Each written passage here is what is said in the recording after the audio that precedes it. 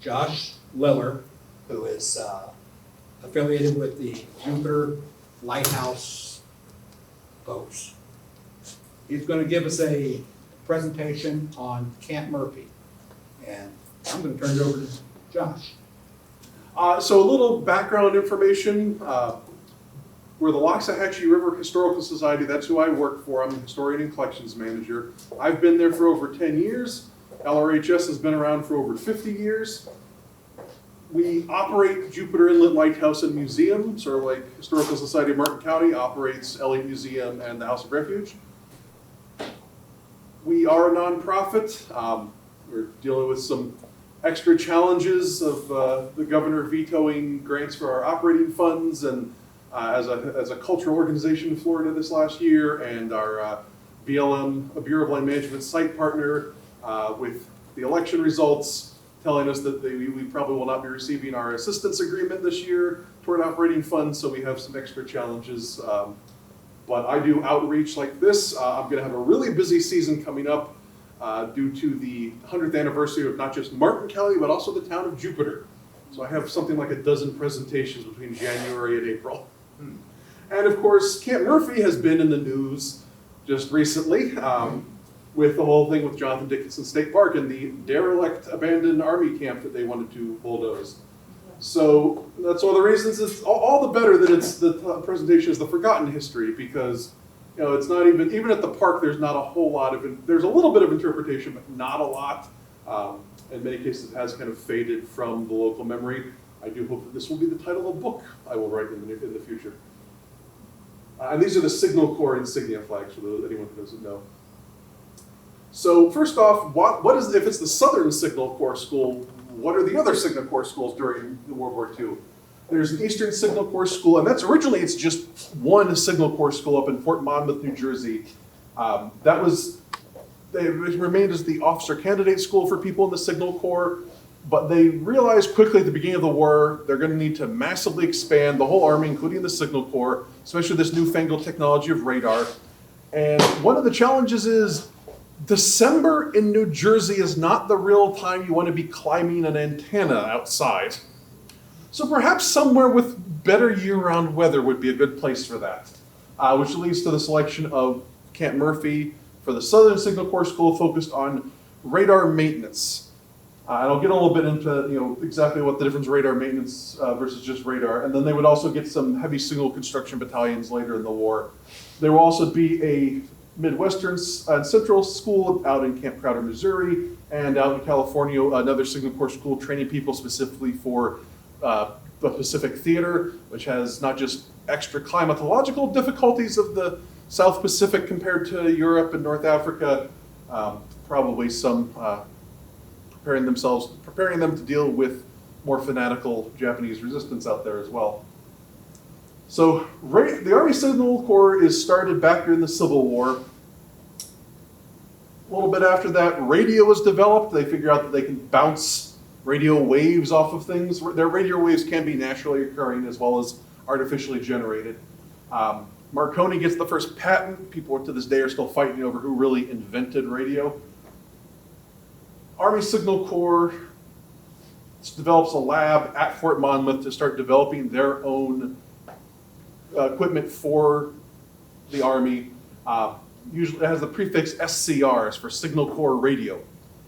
And the British figure out that, hey, we can bounce these radio waves off of airplanes, and that we can tell how high they are and how far they are, and are they coming closer, are they going farther away? And that produces practical radar for tracking all sorts of things in the sky, on the surface. And the first radar for the US Army is 1940, so like a year before Pearl Harbor. That is how brand new this technology is. It is very secretive. Anybody coming to Camp Murphy was going to be, they were studying advanced radio, which is technically true. But that little 5-letter word that we talk about all the time today, especially when they're put on the weather for the news, that was supposed to be verboten during the war. They have a team that is dispatched right after, like a month after Pearl Harbor, to pick out a location. Picked out this area between Hobe Sound and Jupiter, which is now in the eastern part of Jonathan Dickinson State Park. for the camp because it's basically undeveloped. Parts of it are owned by the state, so that limits how much they have to, eminent domain to acquire. Jupiter is really small. There were less than 1,000 people in the entire Jupiter area at the time. There are probably hundreds in Hobe Sound, and most of them are winter residents on the island. And the rest are, like farmers up and more toward the Gomez area. But you got the railroad running right through there. Colonel Ord, I'll mention him quite a bit because he was the longest surviving officer from the camp and who gave a lot of the photos and information that we know about Camp Murphy. He said that the Florida East Coast Railroad was just an awesome partner to work with. They also did work with the Army Corps of Engineers, Jacksonville office, to help with doing a topographic map of the site, acquiring the property, of course, rapidly throwing together this 600 building camp in a matter of months. Here you go. One of the most cooperative organizations they dealt with was the Florida East Coast Railroad. They select the site so the establishment of a radar maintenance school is January 19th, 1942. So we're 6 weeks after Pearl Harbor. 5 days later, these guys are dispatched down to Florida and report back in favor of the Hobe Sound site. February 5th, that site is approved. It was actually laid out as a double site because they don't know how big the war is going to be, how long it's going to drag on. So what's now the campground at the south end of the park, that is the hospital area, and then they've made essentially a mirrored layout on the north side and on the south side of that hospital. They can use whichever one their superiors want, and if the camp needs to be really big, it's very easy to just double it in size. So the park, the little stretch, not just from where the park is now, but down into what's now Jupiter Hills Country Club, all the way down to County Line Road. They will only end up, of course, building the north half of the camp. The construction cost for the whole thing is about $10 million. Built between March and June of 1942. They start shipping things down even before the camp is finished. They're storing at a warehouse in Riviera Beach. They're even teaching some of the early radar classes in a warehouse in Riviera Beach just to try to get this thing up and running as fast as possible.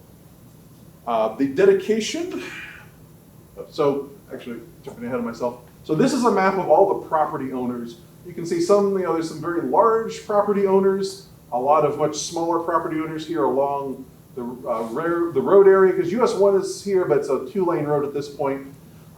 Something like 80 or 100 different individual property owners, a couple thousand acres that's in state ownership, things that have lapsed for taxes or whatnot. Not really many local residents. There's a little bit of farming and ranching within the property. A lot of this over here on toward the Indian River side is investment properties from Jupiter Island residents. Trapper Nelson owns a little sliver down here. Bessie Du Bois, the late great historian of Jupiter, owns a little picnic area that she inherited from her father on Kitchen Creek. That's why Wilson Creek Trail is so named in the park. She will be very resentful toward the DEP for many decades later because they didn't give her family land back. But this is all acquired rapidly through eminent domain for the camp. Just about all of the buildings will actually be located here on the eastern part between the railroad and US Highway 1. They had acquired all the rest of this for field exercises and a prospective anti-aircraft range, which we're not sure that they ever actually did any test firing or practice firing of the anti-aircraft guns. But they want to make sure when they're shooting things here, the shells land not on anybody that happens to be out there. And that little area between US 1 and the river here on the east side, that is not part of the camp. It's all privately owned lots, usually associated with the Jupiter Island people directly across the water. So that's why it's not part of the state park. That's why it's later became part of the National Wildlife Refuge, which it is today. So this is the dedication of the camp in July 5th. As you can see here, CBS is broadcasting this. There is no effort whatsoever to hide the fact that the camp exists. You can't stick thousands of people in the middle of nowhere like that. see all the servicemen coming into town. It's, all you can do is hide what they're doing, not the fact that they're there. The Stuart News, the Palm Beach Post, front page news that the camp is opening. They talk about who the officers are. They're not trying to hide this. The gigantic flag always makes me think of the opening scene of Patton. They also, this photo is taken inside the Enlisted Service Club at the camp. It'll also be the graduation for the first class to graduate from the camp with radar maintenance training. This is the outside of the service club. This is probably the largest building at the camp. It is basically a small city. It's capable of holding up to 5,000 people, officers and enlisted men. There are 2 chapels, 2 PX, a cafeteria, plus each company has a cluster of barracks for the men, plus a small mess hall for that company's food. There's an officers club, an NCO's club, so like the non-commissioned officers and sergeants, and a few warrant officers. They've got a library, a bowling alley, billiards and pool tables, a movie theater with 3 showings daily, baseball team, boxing, football, swimming. The swim teams would usually hold their meets down at Lido Pools in Palm Beach Island. Some of the boxing was probably at the camp, although a lot of it was held at the American Legion Arena down in West Palm Beach. The baseball and football games were usually intramural against other local military teams like Morrison Field, the Coast Guard. The naval radio station next to the lighthouse fielded a baseball team, but it was, they had 90 guys to pick from instead of several thousand, so the quality of the team was not as good. Occasionally they do exhibition teams from more faraway teams from Miami or Fort Myers or something like that. Early on, they even played against Palm Beach High School because they were so hard up for competition at the time, so they would play some exhibition games against the high school kids. But, a lot of these guys are not much older than high school themselves. So they provide regular bus service from the camp to both Stuart and West Palm Beach. Photography is supposed to be prohibited at the camp. Colonel Ord will take the only color photos of the camp on his own recognition of, just being one of the top officers at the camp. No one's going to tell him no. And a number of the guys who were stationed there just kind of casually took candid photos outside or inside their barracks. And of course, there's lots of photos of them in Stuart and Palm Beach and West Palm Beach on leave. So not a lot, but more than you would think with the prohibition. They've got a noon alarm camp-wide to let everybody to synchronize their clocks and watches. The main gate is actually, some of you that are longtime Martin County folks, you may remember that the entrance to Jonathan Dickinson State Park is not where it originally was now. So the original one farther north was the original camp entrance. The current entrance to the park was just the south entrance mostly for people going to the hospital.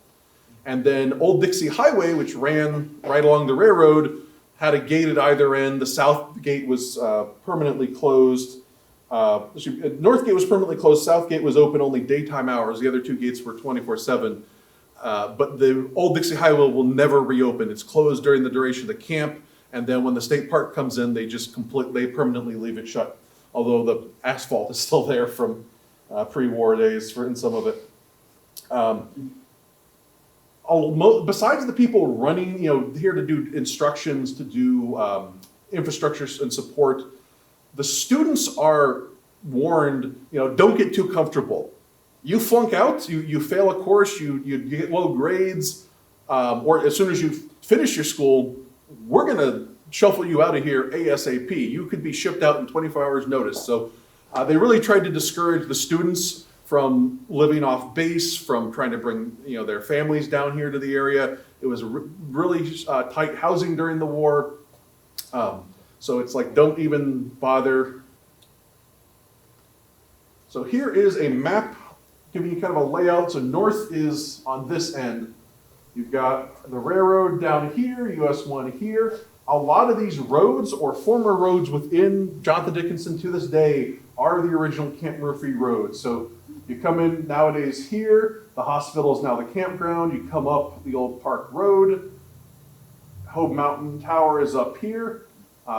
This is still the Park Road, and then right about here, it actually kind of curves off. You've got down this way, the gun range is off to the south. Obstacle courses, they've got a whole bunch of companies. At the peak, they went up to 24 companies within the 801st Signal Training Regiment. Each company that you had their own area. There's exterior barbed wire. Each of the company areas is kind of fenced off. And then right here in the middle of the camp is where all the training buildings are, where they, you have an extra layer of security for your, your top secret radar manuals and the actual radar sets they're working on. Keep it under very tight security.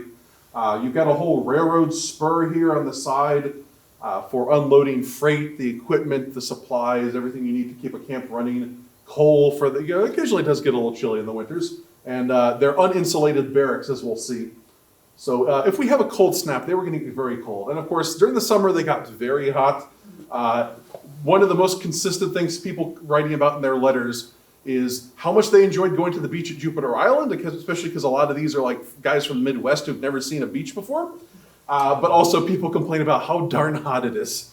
They will actually, during part of the year, shift the classes so all the indoor training is either first thing in the morning or last thing in the evening. This is an aerial looking south. Again, you've got the railroad, US 1, the warehouses and the side spur here for the railroad. Way down here at the south end of the hospital. All the buildings are laid out in all sorts of weird random angles relative to the road. That was a deliberate decision. Nowadays we can look back and laugh. It's like how they were worried about the Germans flying spy planes or bombers over America. But during the war, they don't know what the Germans are capable of. They're playing extra safe, and who knows? Maybe there's a spy who goes up for a little joyride as well. So they're trying to make the buildings blend in here at the camp with the terrain. So the only place that they really bulldoze flat, you got a little bit here for the big warehouses and the railroad siding, because railroads are kind of particular about having flat land. And you have the hospital, but everything else, they're really trying to just clear just enough room for the building. You've still got all the scrub surrounding it, kind of minimize the impact of the footprint. This is looking west, that's US 1. You have Hogue Mountain up here. So this road is still here, making this big sharp turn. Some of the park rangers live up here in trailers. That building was actually there in the park up until Hurricane Francis. The park used as a maintenance building. You got some of the classroom buildings up here. I think one of these two is the one that's still there to this day. You see some of these are these big, unique looking arched buildings that look like some kind of weird barn, and I'll explain what those are in just a moment. There are 4 wells. There are 3 what they call water vaults, basically big concrete cisterns with very substantial capacity. There's a whole sewer system, a water treatment plant on the west side of the railroad that then filters the water before it runs down into the North Fork of the river. Jupiter Inlet silted shut during the war, and so by the end of the war, they were really eager to get that opened up because Camp Murphy had added a little bit of a pollution to it. There is a phone system for the camp as well. But as you can see, there's not really much of anything on Camp Murphy. They had a little lookout tower up there, but they're not really using it for training purposes. And then here's the south end. You've got the hospital under construction, the modern park entrance over here. And over on the west side, the sewer treatment plant is actually still there. It's the big concrete ruins over on the west side. That is the main park, the old park gate and the Camp Murphy main gate during the war. That is the headquarters building. Nice sign up there on the roof. You'll notice even the headquarters building just covered in tar paper. They knew this was a temporary camp. All the buildings had T numbers, so they were intended to be temporary. The exteriors are usually unfinished with tar paper. The interiors a lot of times just bare wood, unfinished as well. They did some nice landscaping, as you can see here. This is Colonel Ord's office. Little nameplate there. Again, the bare walls and wood. No air conditioning. And just the pictures of a couple of these commanding officers. It's a little bit of a convoluted management system at the camp because you kind of have three different commanding officers initially. So you have the 801st Signal Training Regiment. Everybody who's coming in as a student is part of that regiment while they're learning about radar. And then they're transferred out of it to their new permanent unit later. There is the school, which is responsible for creating the manuals, handling the instructors, and then there is the post, which handles all of the camp's infrastructure. And so each of those has their own separate commander, so it's a little bit of a convoluted system. Or it also talks about Lucian Cox here, the commander and officer of, I think it was the 801st. This guy is old enough to be this guy's dad. So they're almost the same rank, but there is a substantial difference in age. So at times it felt a little awkward. James Green is here for a long time, also in the command role, and Hugh Mitchell is the original post commander. Green and Ord were both pre-war Signal Corps guys trained in radar, so they're mostly involved in the school side of things.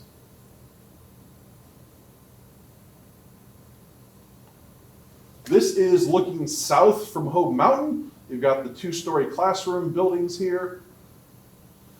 Again, one of the big arched buildings there. So the reason for these unique looking buildings, and they are quite literally unique, they have them custom built for the camp with specially made trusses from wood that had to be shipped all the way from Washington State. This is so that they can put up a mobile radar unit indoors, and the antenna, is still enclosed. Keep any prying eyes. For all the photos that we have, even Ord's photos, there are no actual photos of the equipment. It's people, it's buildings, but none of the super secretive stuff. And here we are looking west. This road is still here, leading over to the railroad area. There's the back of that enlisted building we saw earlier, the club building that we saw early on, the North Chapel. They had their own railroad station. It was just north of where the Park Road is today on the east side of the road. Before the war, there had been a small station in the area called Likely. It was a very unlikely name for anything, but it was just so for the local farmers to kind of, put up a little flag stop and let the train know to stop to pick up, when they had crates of produce from their farms to load up pineapples or tomatoes or things like that. So since there was already, it was really easy for the FEC to kind of transition that into just a passenger station here. This is a nice photo here of what the outside of a barracks would look like. Again, basic tar paper. The scrub is really close right around it. You happen to know exactly which building it is. Guessing this guy is in trouble for something because he's on cleaning duty. And then this is the inside of the barracks. Someone's a little camera shy. We actually do have one of these heaters. So this is the radar school, kind of like the flow chart of how you go in here. Not all of the radar training was happening entirely at the camp. The idea is, especially early on when they're trying to get a lot of people in, you find someone who has ideally some background in radio. They're a ham radio operator. They worked at Radio Shack. They have some kind of pre-existing electronics background. Not always. I had someone who came to a time I gave this talk before, and they said, they knew this guy who had gone through Camp Murphy. Farm boy, had never seen a radio in his life, but I guess when he enlisted, they tested everybody for aptitude, and he happened to have a natural aptitude and that sort of thing, and so ended up as a radar student.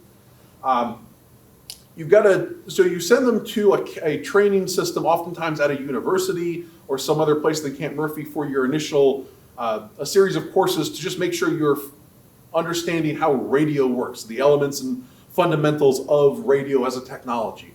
So you had to pass all of that stuff usually before you got to Camp Murphy.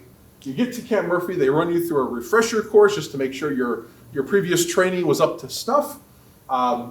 Then they start training you in, once you've proved that you mastered radio, okay, now that you understand radio, you can teach you radar. If you can pass radar, then we'll try to teach you how to do the repairs on radar, the radar maintenance. That was the end goal, someone who could not just operate radar, but who in the field could fix it. They wouldn't have to pick up the field telephone and call for somebody else to come to fix it. They would have a mixed success with this. It was a high failure rate. It's advanced technology, advanced science. I've cracked open a couple of these textbooks, and it's all Greek to me. So they did have some of the guys who were proficient at the maintenance part, but not good about the operating part, or vice versa. They could make some use of them in the field, but ideally the guys who are out there like closest to the front lines are the guys who are going to be cross-trained. You go through, you got to learn, make sure you know direct current, alternating current, radio, elements of radio, testing instruments, and then once you get to radar, you're going into one of 3 different tracks. So you're either going into the airborne equipment. So remember, this is still when the Air Force is part of the Army. So you have guys who are going to be working on the ground search radars for bombers and search planes that are still training here at Camp Murphy before they get sent off to work with the Army Air Forces. So that's the airborne radar division. You have gun laning radar, so the stuff that actually guides, you got an anti-aircraft gun, you're trying to aim it more accurately. And then there is the reporting equipment, so longer range radar and some small transportable radars. The kind of thing where you can, okay, I see that there's a plane out there, approximately where is it, how far is it going, what direction is it going, you can direct fighters to it, you can tell the guys with the anti-aircraft guns, okay, the plane is getting closer, now it's your radar now picks this up and starts trying to shoot them down. So there's quite a few different types of radar they're using, and you're going into one of those 3 tracks. You could get sent when it's all said and done. If you pass everything, you might get sent to the European theater, you might get sent to the Pacific theater. They even had guys going to India for the China-Burma-India theater out there. In addition to the Army and Army Air Force, they do have a small contingent of Marines who are also training in radar here. In Colonel Ord's words, the goal is to learn how to keep radar sets working all the time under any conditions. Most of the people who graduate from here, there are some officers that are going through. For the enlisted men, you're usually coming out with a technician rank, the T3, T4, or T5, which was a special rank that they implemented during World War II for people who were trained in some kind of specialty as opposed to general command. So it's equivalent to sergeant ranks or corporal ranks, and you'll see the patches are very distinct because they've got the normal looking chevrons, but then a T on it. So just an example of some of the textbooks. I think it's the pre-radar textbook, which is literally like yay thick. It's like a small encyclopedia. Here is an example of the gun lane radars, the SCR-268. This is just a stock photo, I think from North Africa. And then these are the early warning radars. This thing is what they're hiding in that thing, so that people don't see it. Most of the radars were portable units like this.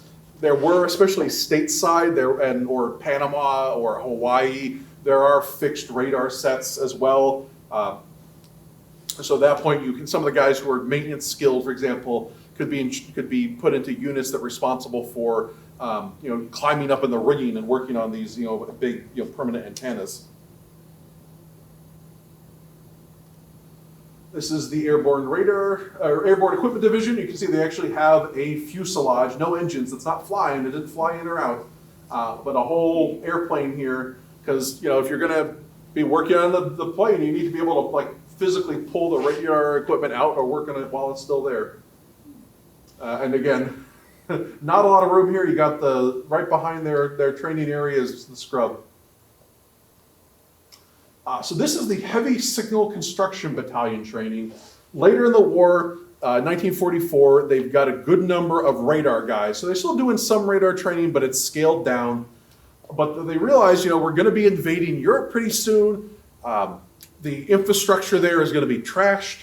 We need to work on being able to reestablish telephone lines, telegraph lines, power lines as the Army advances, trying to get things up and running and functioning.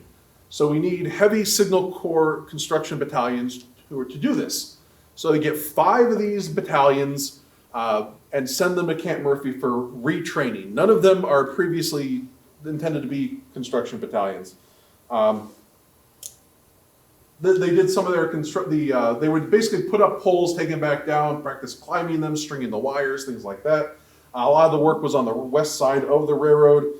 They needed about 12 weeks of training. All of the units came in with various problems. Like one of them had been a barrage balloon unit in Panama, and so now they're completely training them to something radically different than what they'd originally trained in. All of them had problems with their officers who had been ineffective because these were like very rear echelon units or very fresh officers. So they really had to kind of clean house and fix these units up before they could, by the time they finished their training, they're actually getting deployed to Europe. Colonel Ord said that by the end of it, they were pretty much happy with how everything had been fixed up and shipped out. Also, the interesting thing that we learned about this, I've seen from some of the letters, some guys talk at Camp Murphy about how, occasionally they would be, it's like, okay guys, pack up your stuff, hook up the truck, we're gonna drive out to the middle of nowhere in the Everglades and you're gonna set up your radar unit and prove that you can work it and make it and fix it. So we knew there was a little bit of field training from the letters and the oral history. But just a couple of years ago, I got in touch with a woman who had grown up in Indiantown. And her dad didn't get drafted. He cut railroad ties, so it was considered essential work, so he didn't get sent off. And they've got a little farm right outside of Indiantown. And surrounding their farm is timberland owned by Southern States Land and Timber, who owned huge swaths of western Palm Beach and Martin counties. And she said, I've always been confused about this thing that I remember seeing a whole bunch as a kid. These guys from Camp Murphy would come right to the woods next to our farm. They'd show up on a Monday. They'd put up a bunch of poles, string a bunch of wires, take it all back down, and by Friday they'd pack up and leave. And next week a new set of guys would show up. And we'd never heard about this anywhere else until she came to me with this story. And that's what you see. It's field practice work for the heavy signal construction battalions. Where did you get that? This photo? This photo is one of Ward's photos. Colonel Ward's photos. And this one is actually at the camp. This would be near the railroad. But you wouldn't have known what was going on? We knew they were doing this at the camp. We didn't know they were going out to the woods by Indiantown to do it as well for field practice. And she was always confused because I remember learning later that Camp Murphy had been radar, but what they were doing didn't seem like radar. So I was just, so it's like, the picture all comes together now. In addition to the tech work, these guys are doing physical activity. They're marching, there are obstacle courses, but they're also doing gun training because you never know when the enemy launches a big counterattack, like say when the Battle of the Bulge happened. And the Japanese were particularly adept at this too, of your rear echelon guys suddenly become your front lines unexpectedly. So they were training in pistols, they were training in carbines, in Browning .50 caliber machine guns. The gun range was located south, kind of toward the south part of the park. The big satellite dishes on County Line Road are now here, right next to it. Sadly, they cut a communications line right through the middle of the historic gun range. But so they put up a artificial backstop. They kind of built a wall and plowed some sand up against it, but they placed it so immediately behind it is a giant natural sand ridge.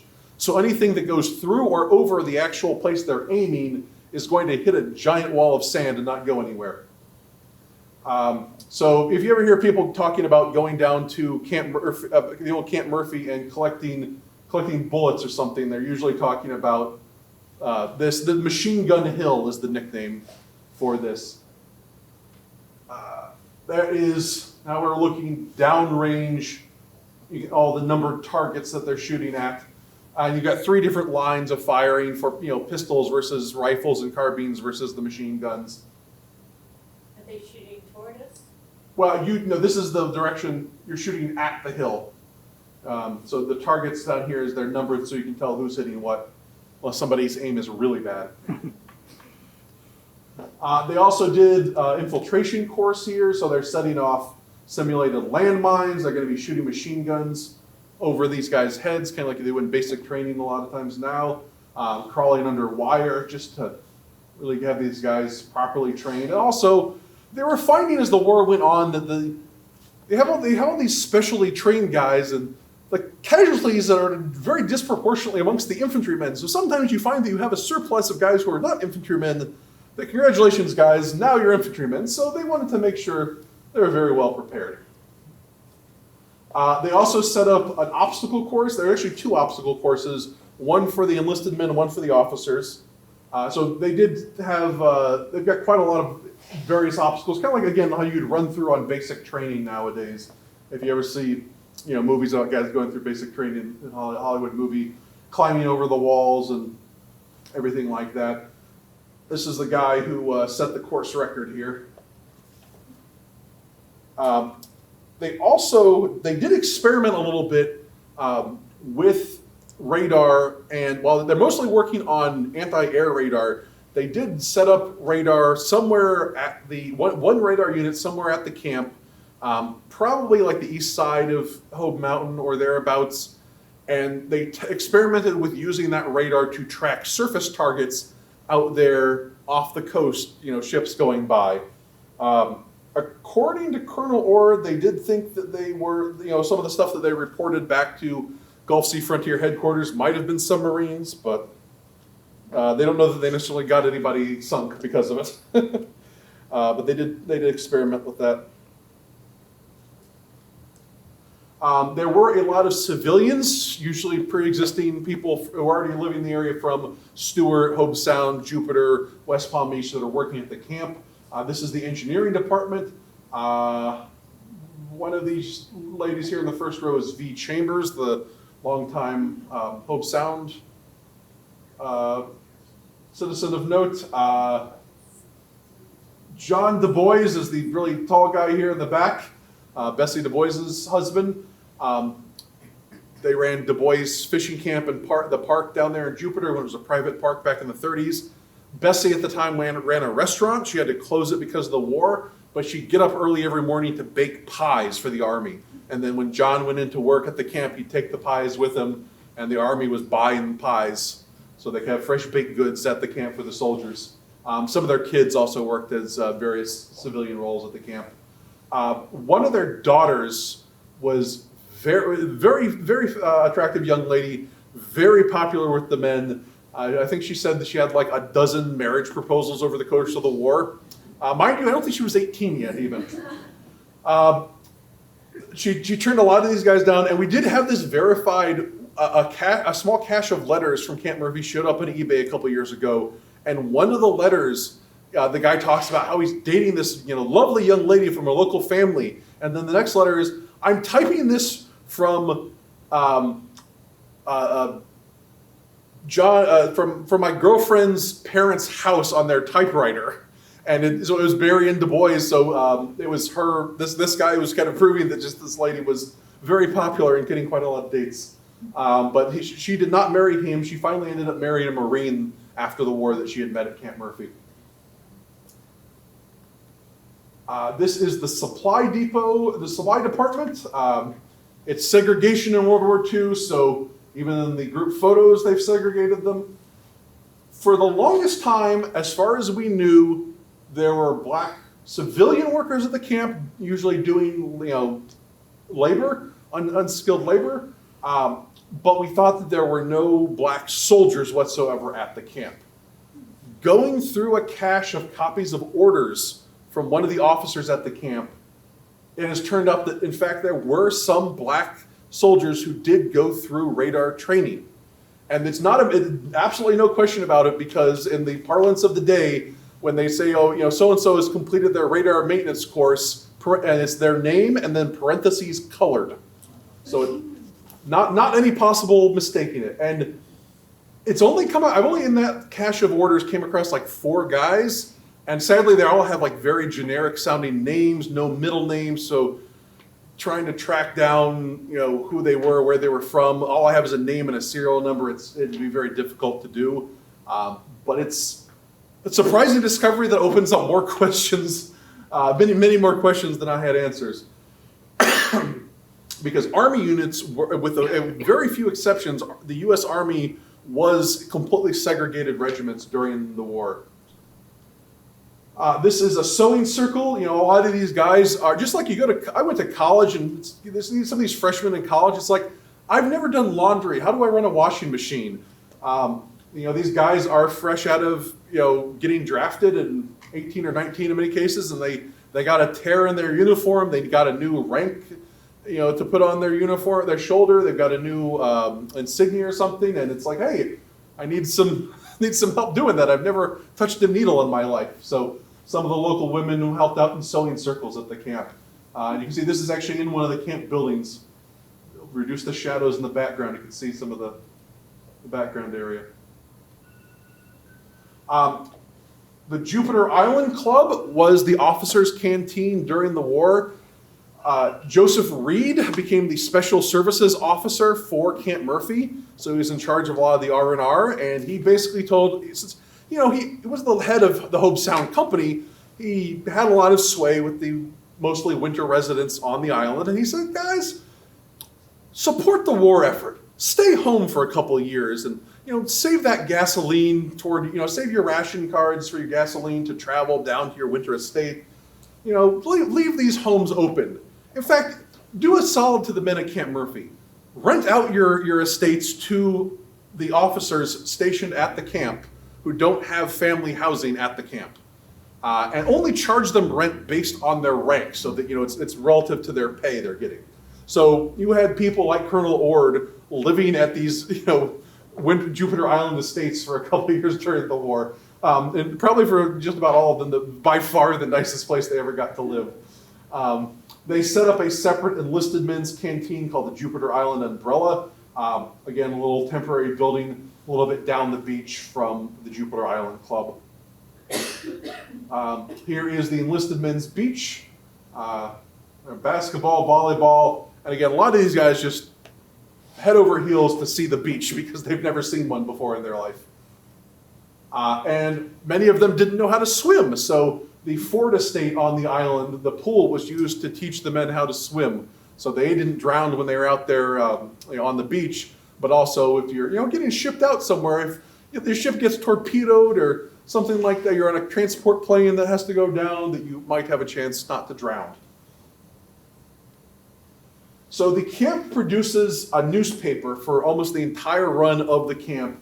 It starts off as a mimeographed front and back newsletter that's coming out every 2 days. If the issue would fall on a Sunday, then they bumped it to Monday. This one ran for over 100, I think this is number 169 of volume 1, and they started into a volume 2. And then in the summer of 43, they switch over to doing a weekly newspaper, and that will run for a little over a year until I think it's September of 44 when the camp goes into close-up mode and the newspaper comes to a conclusion. But they're reporting on the sports, they're reporting on just random gossip and happenings around the camp, what's showing at the theater, what intramural sports are available. They're reprinting cartoons and things from various service magazines and so forth. They're giving biographical information on some of the officers at the camp, other special events, plays that the men are putting on. Been able to find copies or originals of maybe a dozen or so of the newsletters. They were easy to dispose of. They weren't kept as much. Camp Murphy Message, I think there were about 50 some issues, 50, 60 issues. and I've been able to find like 90% of at least a good decent copy of at least 90% of them. So I've got to work through all of these surviving issues and just pull names. I'm trying to build a roster. We figure about 20,000 men went through the camp in some capacity or another. I've so far pulled about 4,000 names. And there's still a lot more newspapers to go through to just pull names, and that's pulling from the yearbook, some of the newspapers, the orders that I mentioned that had the black soldiers mentioned.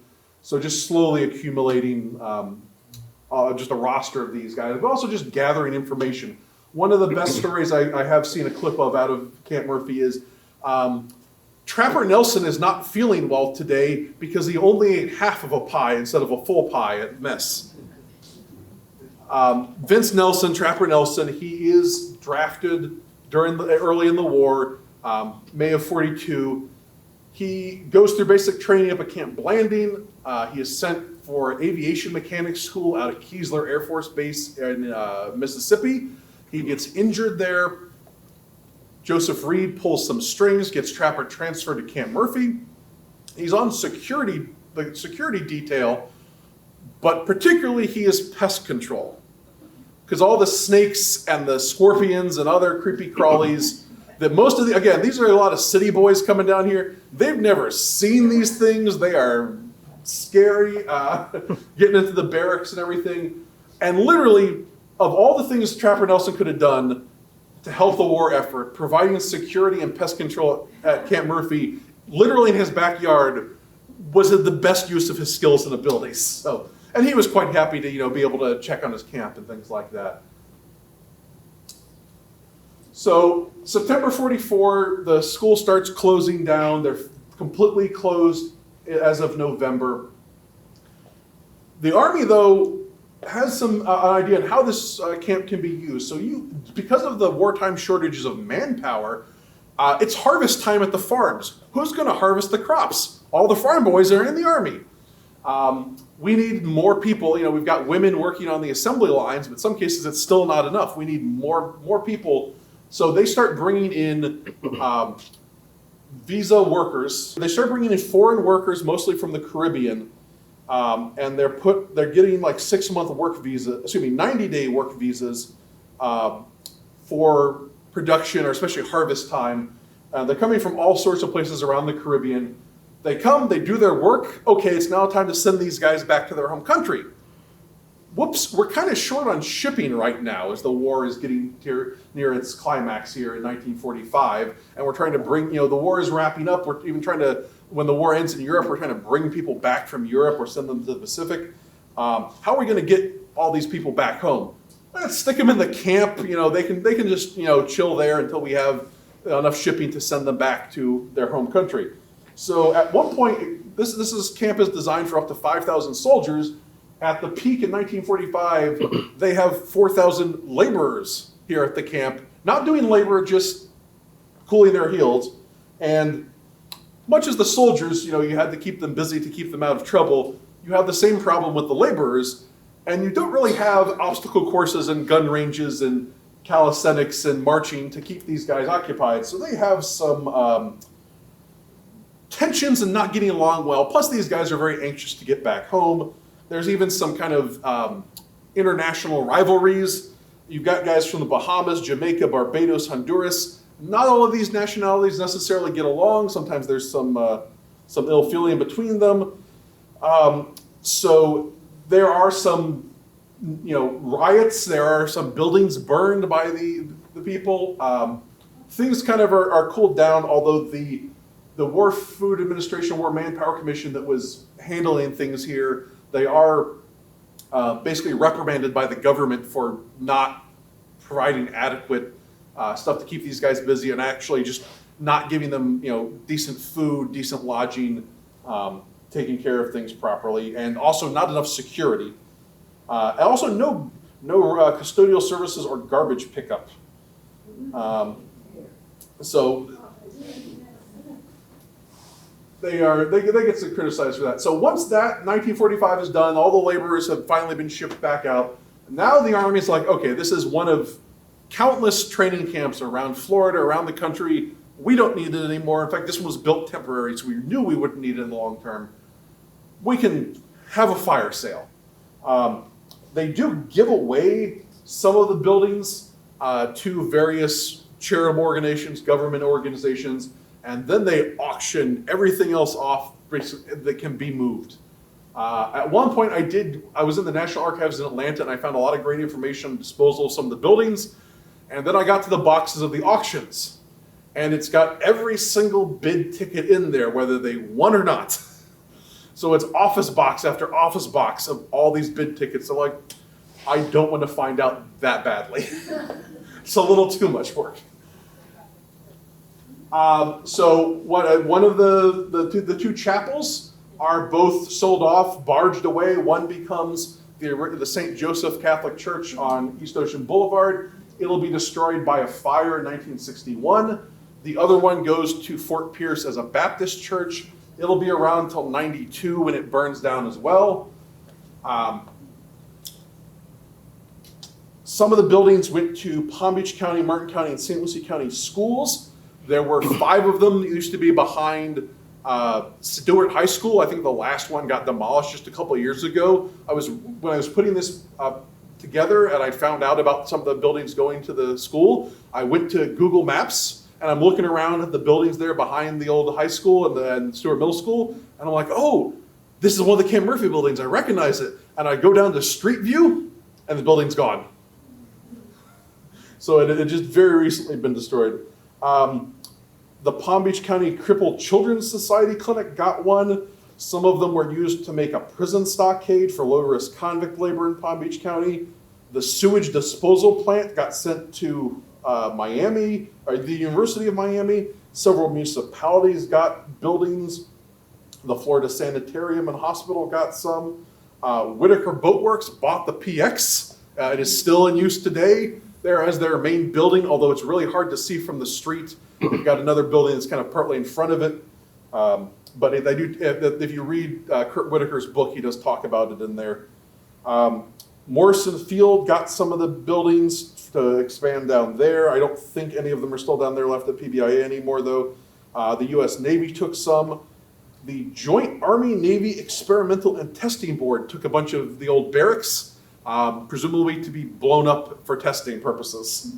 The Stuart Red Cross got one of the buildings. It's now the Road to Victory Museum. And the Hobe Sound Community Center, former Camp Murphy building. And there's 4, if you stand at the right spot on Bridge Road, there are 4 buildings that you can hit from a football with just turning around. So there's auxiliary building here at Diamond Garage, the bait and tackle shop, the one next to it. There's a beautician building, I think it is these days, all across the street. This is the Kruger building over on East Ocean Boulevard. They've cut a third of it off and turned it 90 degrees. But that was originally one whole Camp Murphy building. There are a couple houses in the Zeus Park neighborhood down there in Hobe Sound that we're pretty sure are former Camp Murphy buildings. The Possum Long Nature Center, it is a Franken building from Camp Murphy. In most cases, someone bought a building, disassembled it, took it somewhere, reassembled it. For the Possum Long building, they bought a bunch of, the original, it was originally built as a house, and he bought all sorts of spare material from Camp Murphy and then assembled a house out of it. This is the lone surviving building. It's actually one of the classroom buildings there. It's a Ranger residence today. You'll see it on your way up to Hobe Mountain Tower. Jackie? Do you know if they were made from pine trees from the area here, or what were they made of, and where did they get the materials? They probably shipped most of it in on railroads, especially given how quickly they were having to slap this camp together. They were probably having to bring it in from like large woodworking companies that like did large quantities of lumber. I don't think I've seen anything to indicate exactly like what companies would have provided the material. Some of it quite possibly locally sourced, but a lot of it just out of sheer volume is probably brought in from elsewhere. This is some kind of vault.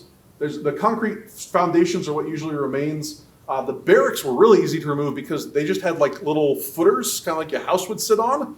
And so you'll see some of them knocked over, scattered about in the park. They've actually, when the manhole covers break, the old metal rusts through, they have taken some of them and used them as a plug on the sewer holes so that stuff doesn't get in there. The vaults were intended to be fireproof storage of their top secret literature. You didn't want to print, hundreds or thousands of textbooks and then have them burn up because someone was careless with a cigarette.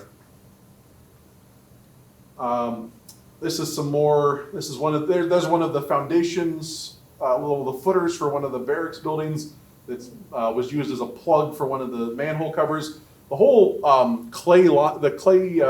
terracotta lined sewer system is still there, and you got the manholes scattered along the park roads. This is just a random piece of rounded foundation there that's getting overgrown. Whenever they burn these areas and the scrub, it opens up and you can spot them a lot easier. And then after a couple years without a burn, it all closes in around them. One of the easier ones to spot as you kind of come in the park entrance and start going north, just a couple 100 feet on the right-hand side is the foundation for the South Chapel. There's a nice gopher tortoise hole in front of it. And then this is actually a surviving Camp Murphy building, although I doubt it'll be surviving much longer. A stiff breeze will probably blow this thing over. And this is the North Cistern. So I get into this a lot more in my talk about my separate talk about the history of the park. But the three cisterns, this one was repurposed for a tracking station in the 50s for tracking satellites called Baker Nunn. And they kept this building around as the office to work with the tracking system. The other two cisterns, one of them is next to the south campground, next to the hospital, which is the front campground, and it's kind of right behind it as used by the park staff. It was converted as a civil defense and emergency operations center bunker.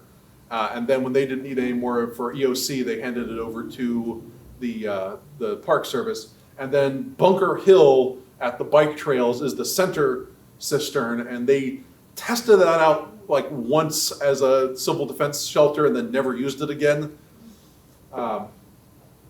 Those were 1960s conversions. So some of the stuff like this, some of these foundations, you're like, what good is this? It's just rubble, it's just ruins. I went on a vacation recently out to Arkansas.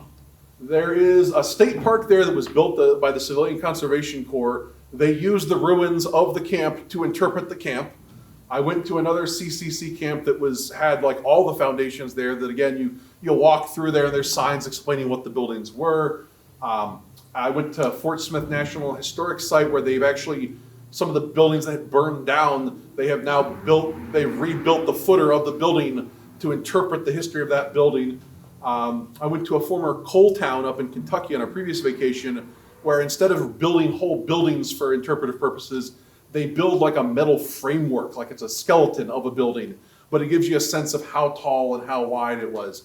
And so all these things are examples of how you can take these ruins that are seemingly worthless and actually use it with a trail and signage and actually interpret the history of the park, interpret the history of the camp, because there's some physical thing for you to see. You're not just looking at, as great as these pictures are, you actually go and see people are actually here and you get a sense of the buildings and things. So that was sad. Something that was really sad with the whole discussion with the golf course and everything earlier this year about, it's worthless old ruins. It's like, no, that's actually a way we can interpret a secret base for the World War II. I know both of Colonel Ord's surviving, both of his daughters are still alive, and they're both they wrote in protest of the proposed golf course and expressed that they really want to see, this camp preserved, so its history preserved in some way. So I'm standing on the shoulders of giants, as they say. Barry Richardson at the park, now retired. He was the guy who got the historical marker put in there. His work on trying to research and interpret Camp Murphy came to Colonel Ord's attention while Ord was still alive. And so he called up Barry one day and has shared a lot of stuff with the park and with our historical society. firsthand accounts and photos and things that we wouldn't have otherwise had. Dick Roberts dealt with the ruins of Camp Murphy quite a lot, just from the biological perspective of striking that balance between this is rare sandpine scrub versus this is, degrade history that's falling apart. How do we balance this? Skip Gladwin had one of the best collections of Camp Murphy related material that has come to us. We've gotten copies of stuff from the state park. We've got our own little collection of mishmash of things that have come from a variety of donors, Bessie Du Bois, things that show up on eBay. I'm still every so often, I'll see some letters will show up and I'm like, that's for us. I'm trying to do searches for a lot of World War II oral history is getting online nowadays from World War II Museum and other places. They tried to record these memories of these servicemen before they passed away, and some places they'll mention like it's a one sentence thing. Oh yeah, I went to Camp Murphy, it was hot, and then went to Europe, and that's where all the interesting stuff happened. Sometimes they'll go into a little bit more detail, and it's from all these little places where it's little snippets of information slowly building together a larger story of the camp. The dedication of the camp, for some reason, the photos are at the George C. Marshall Foundation. And then with having the Palm Beach Post and the Stuart News digitized through newspapers.com, searching through that, gathering information. Again, a lot of times it's more of the biographical information about the officers and talking about sort of the off-base life and the sports and things, but it's part of the story of the camp. It's slowly piecing things together. Conspicuously absent from this is the National Archives, because I've been able to find very little information there. I don't know if they just didn't keep it or if it's filed in some very strange and inscrutable way. But when I search for Camp Murphy in the National Archives catalog online, most of the hits are from a completely unrelated Camp Murphy that was located in the Philippines after the war. Oh, and I should have mentioned at the beginning, Camp Murphy is named after Herbert Murphy, who was a pioneer of radar, and he was killed early in World War II when his plane was shot down in Indonesia. So they named the camp in his memory, which is kind of a tip-off to what they were studying there for anybody who was in the know and knew who that guy was. We have events down at the Lighthouse throughout the year. Rendezvous is our big fundraiser. We're having a holiday event. Family Adventure Day is our kids program, our big kids program every year. The Wild and Scenic Film Festival, which is a selection of short films about nature and conservation. Our Loxahatchee River History Day will be back. It'll be in May this year instead of July, so hopefully we won't melt quite so much. Kind of the counterpart to Family Adventure Day for more adults. I'm going to be doing talks at the Hope Sound Library on third Wednesdays, at the Jupiter Library on fourth Fridays, plus at a couple other places. So going to do a couple new talks about early Hope Sound history, which is, man, that is a tough subject to research. And then I'll be repeating Camp Murphy, talking about Trapper Nelson, talking about the history of the park from 1947 to present. What questions do you have?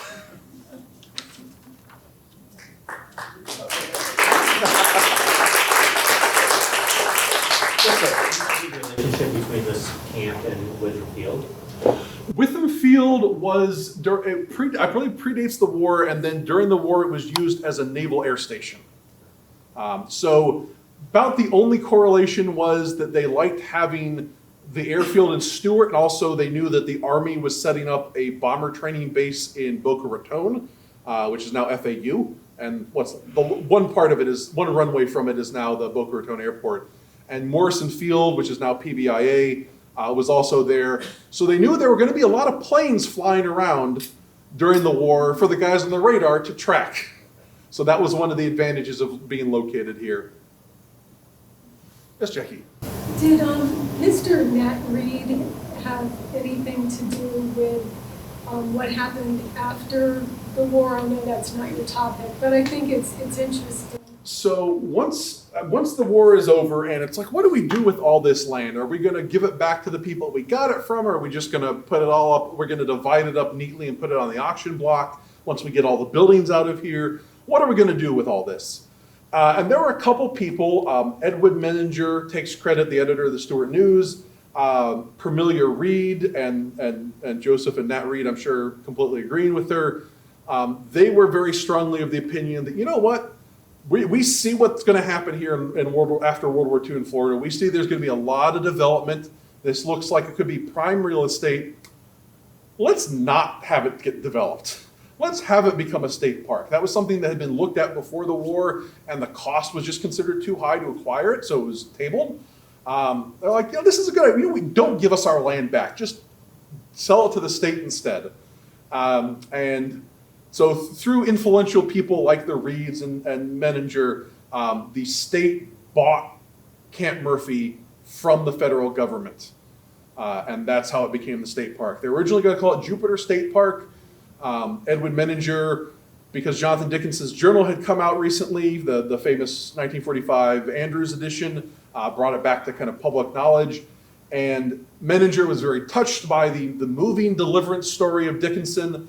And so he wanted it to be named after Dickinson. And so he was involved with the park advisory board, so he had some sway with the Park Service and was able to get them to change the name really early on in 1950, like right around the time the park just barely opens to the public. Jonathan Dickinson never actually set foot in the park that bears his name. He was out on Jupiter Island. The park is entirely on the mainland. If it was completely up to me, I would have named it Camp Murphy State Park or Loxahatchee River State Park. Barry Richardson, when I kind of floated this question to him, he said it should be Camp Murphy State Park, because if it wasn't for Camp Murphy, there would be no state park, period. That was what drew all this land together and made it possible. It might have been decades later, some of the land, maybe back on the western part of the park might have been acquired for a state park, but all the eastern part would have been developed. There were people who were, when the state park was developing too slowly, that were trying to jab the state park service, like, no, you should sell some of that land off. They eventually did work out a deal when Trapper Nelson died to do a land swap to build Jupiter Hills Country Club. So you would have had that whole US 1 corridor. And nowadays, you leave Florida City driving up US 1, Jonathan Dickinson State Park is the only green space gap left now until you get to like Sebastian. So, Josh, yes. in the camp's peak, about how many people lived and worked at the camp? It looked like a little city. It was a little city. The camp had a capacity of, it's a little over 5,000 enlisted men and some several hundred officers, students, infrastructure support, instructors, everything. Don't know for sure if they completely hit the peak. I do know that they did fill up all 25 companies at one point of the training regiment. So that would have been, that's probably 2,500 people right there just from that, plus all the instructors and support staff. So plus all the civilian workers. I think they had a very small number of civilians that lived on base. Most of them, because they were local residents, went back to their homes at the end of the workday. So it probably somewhere in the 5,000, that number 6,000, and that somewhere around there in terms of people total at the camp at its peak in 43. And about we originally thought it was about 1,000 buildings because the numbering system went up to 1,000. But going through, there's a topographic map that turned up from the Corps of Engineers showing where every single building is and which number it is, and there's a corresponding key listing what it is, so we know exactly which building was used for what. And looking at that and moving it, copying that information over into an Excel database, turns out they skipped quite a few numbers, so it's actually closer to about 600. So, any other questions? All right. Thank you all for coming.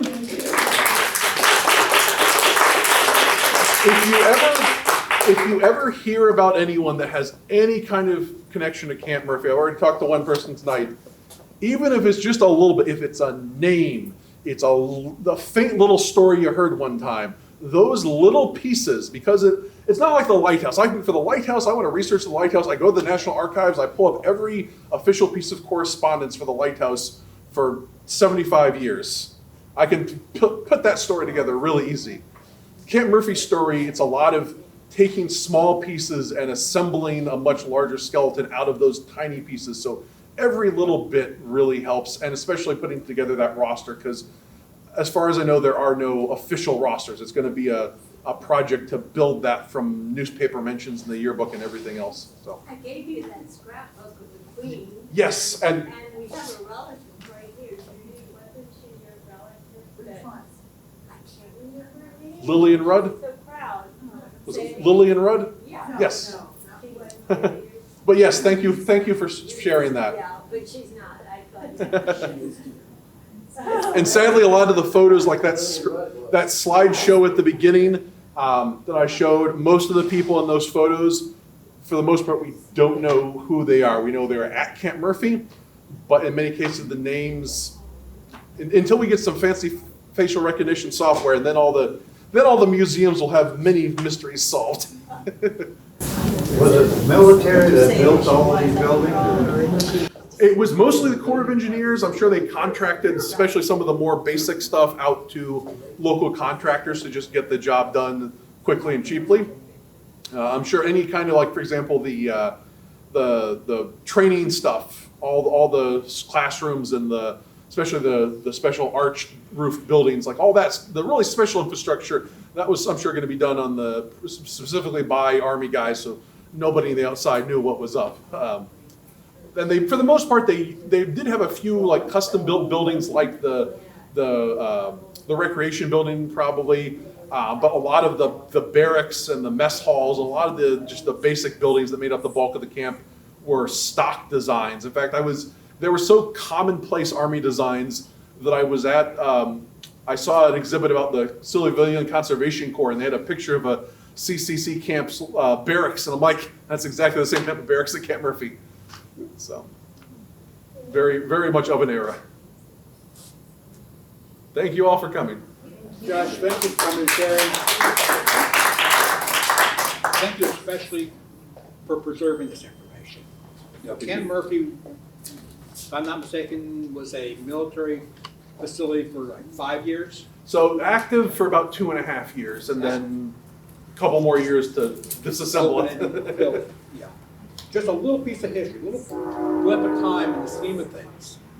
And it's so easy to lose those moments.